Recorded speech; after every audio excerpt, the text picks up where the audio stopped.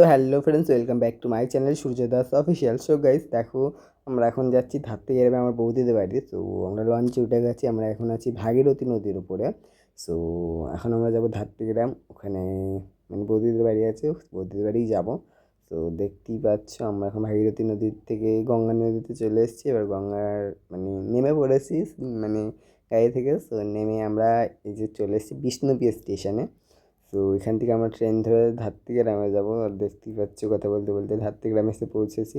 তো এখান থেকে আমরা বৌদিদের বাড়ি এসে পৌঁছে গেছি। তো দেখো বৌদি আগে আগে যাচ্ছে, আমাদের নিয়ে যাচ্ছিলো। আর বৌদিদের এখানে কালী পুজো হয়েছিল আজকে।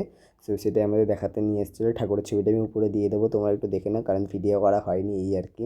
পরের দিন সো পরের দিন সকালে দেখো আমরা কৃষ্ণকালী মায়ের মন্দিরে আমরা পুজো দিতে এসেছিলাম। দেখো আমরা এখন যাচ্ছি ভিতরের দিকে, মানে কৃষ্ণকালী মায়ের মন্দিরের দিকে।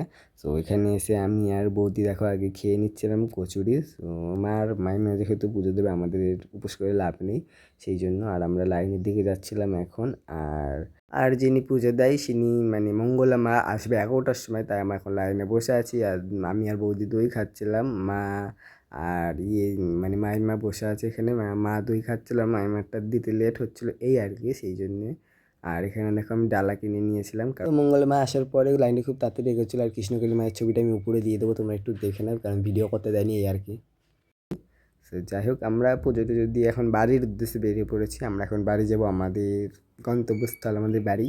সো দেখো এখানে একটা এক্সপ্রেস ট্রেন যাচ্ছিলো, তো এই ট্রেনটা এখানে দাঁড়ায়নি।